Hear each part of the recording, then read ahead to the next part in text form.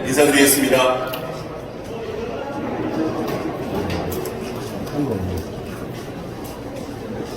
네, 존경하는 수원시민 여러분, 그리고 출입기자 여러분, 반갑습니다.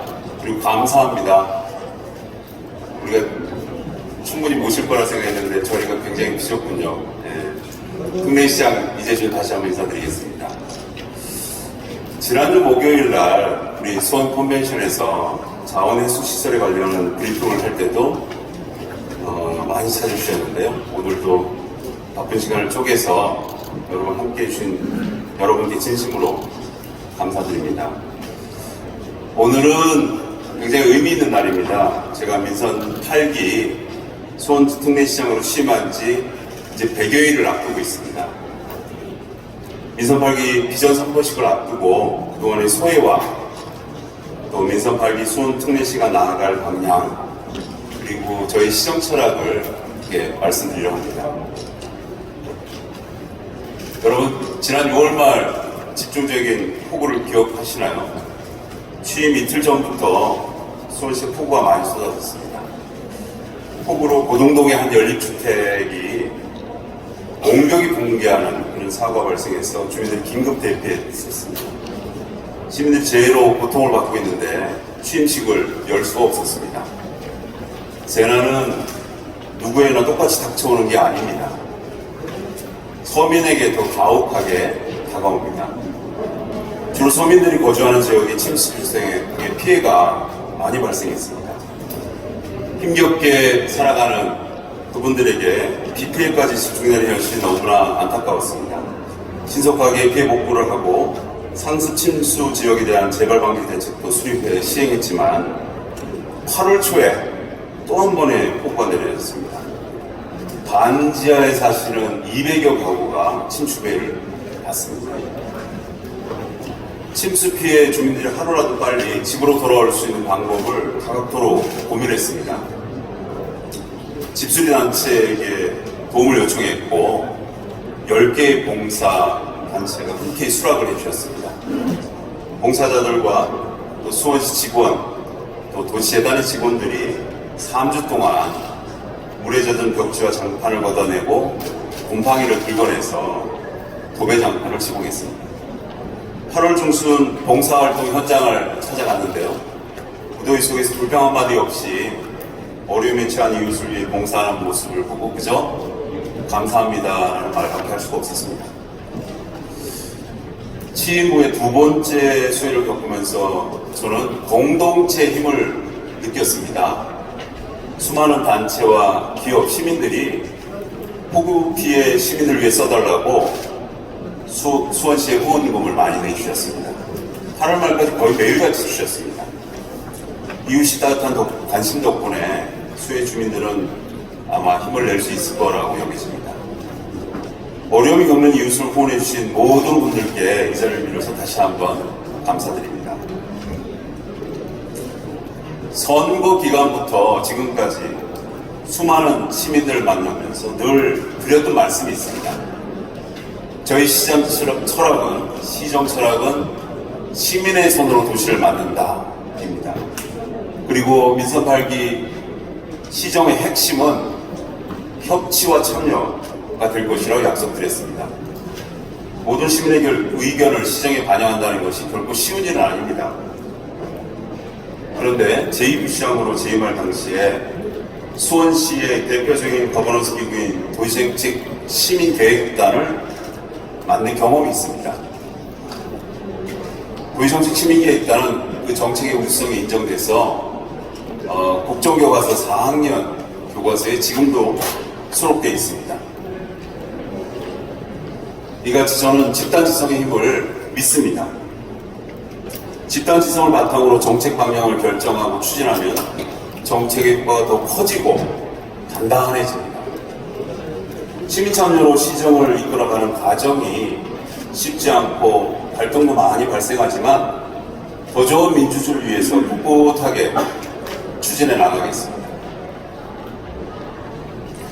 모든 시민이 편리하게 의견을 낼 수 있도록 현재 모바일 핸드폰이죠.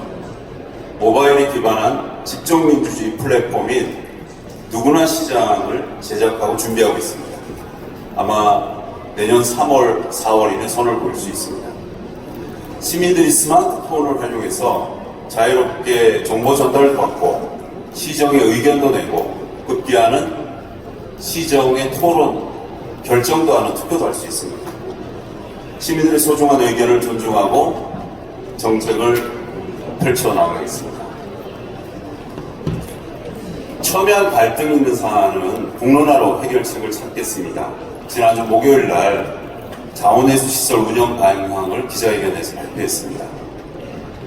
취임 직후 자원회수 시설의 합리적인 운영 방향을 결정하기 위해서 공론화를 추진했습니다.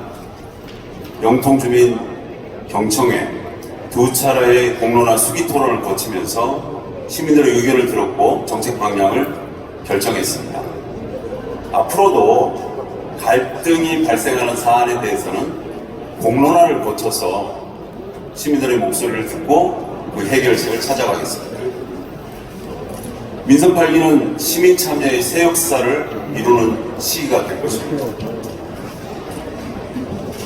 여러분 한번 기억해 보십시오. 20년 전만 해도 주말이면 팔달물 일때는 인파가 넘치고 활기가 가득했습니다.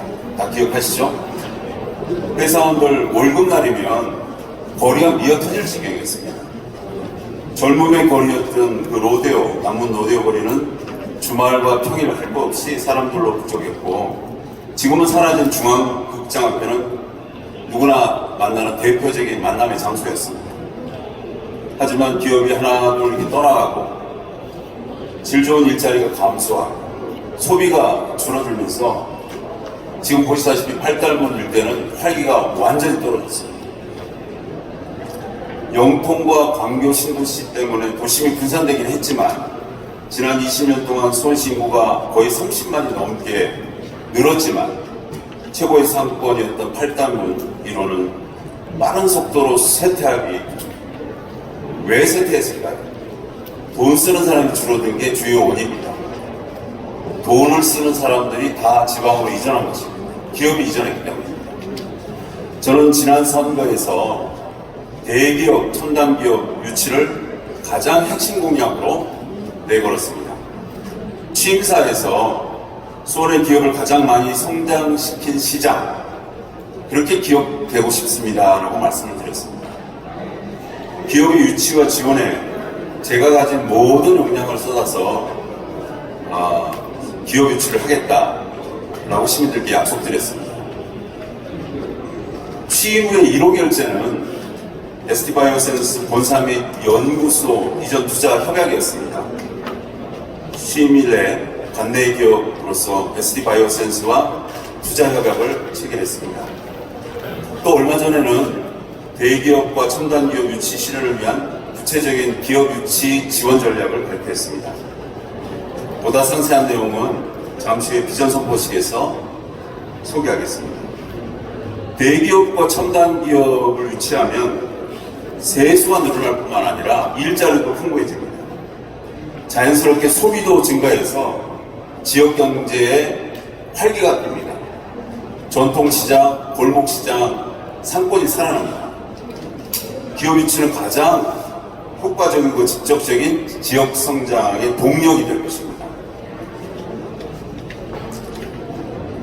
아울러 지난 8월에 일어난 세모녀 사건을 생각하면 지금도 가슴이 먹먹해집니다. 세모녀의 빈소를 찾아서 한동안 머물면서 많은 생각을 했습니다. 무엇보다 수원시에서 힘겹게 살아가고 있었는데 돌봐드리지 못함에 대해서 죄송했습니다. 복지제도는 아무리 촘촘하게 만들어도 메워지지 않은 복지 사각지대가 늘 존재합니다. 그래서 우리 시는 수원특례형 돌봄, 통합돌봄 사업을 도입해서 공적 돌봄 서비스 대상은 아니지만 돌봄이 필요한 주민들에게 마을 단위 공동체 통합돌봄을 제공할 겁니다. 수원특례형 통합돌봄은 동행정 복지센터를 중심으로 돌봄 서비스 통합 창구를 혁신하고 지역 주민의 돌봄 종사자를 모집해서 민관 협력 공동체형 마을 돌봄 시스템을 만드는 것입니다. 마을에서 함께 살아가고 있는 이웃들은 사실 누가 어려움을 겪는지 대충 알고 계십니다. 어떤 사람이 긴급하게 도움을 받아야 될지 행정기관보다 더 빠르게 알고 있습니다. 마을 공동체가 중심이 돼서 어려움을 겪는 이웃들을 발굴하고 돌볼 수 있는 체계를 만들어서 행정기관과 마을 공동체가 이렇게 잘 결합한 복지 행정을 펼친다면 복지 근무는 더 촘촘하게 엮어질 겁니다. 예를 들면 가정방문이 잦은 집배원이나 검침원, 또 택배기사, 배달기사, 주민을 자주 접하는 약국, 미용실, 부동산 중개소, 편의점 이런 분들이 명예사회 복지공무원으로 위촉돼서 복지 사각지대를 더욱 적극적으로 발굴할 수 있겠습니다. 또 최근 언론에서 많이 보도되었는데요. 수원시 세화 콘이라는 것을 여러분 들어보셨는지 모르겠어요. 우리시 청년 주거복지 정책인 세화스 콘 사업은 복지아동시설에서 만기하거나 중포 퇴소한 29세 미만의 청년들, 자립준비 청년들이라고 그러는데요. 그 청년들에게 임차료 없이 2년간 안정적으로 생활할 수 있는 공동주거 공간을 제공하고 자립을 지원하는 겁니다. 어제 오후에 그 청년들을 만나고 왔습니다. 입주를 축하해줬는데요. 활짝 웃고 행복해하는 모습이 아주 기억에 납니다. 이런 나이에 자립을 한 청년들, 혼자 모든 걸 해결해야 되는 그 청년들이 굉장히 이런저런 어려움이 되게 많습니다. 자립준비 청년들에게 앞으로 공동 주거 지원은 물론이고 멘토링과 같은 자립 지원 서비스를 그 이웃과 함께 마을 공동체와 함께 지원할 예정입니다. 자립준비 청년과 같이 돌봄 사각지대에 있는 이들을 계속해서 발굴하고 지원해서 누구 하나 소외되지 않는 돌봄 특례시를 만들어가는 것이 제 꿈입니다.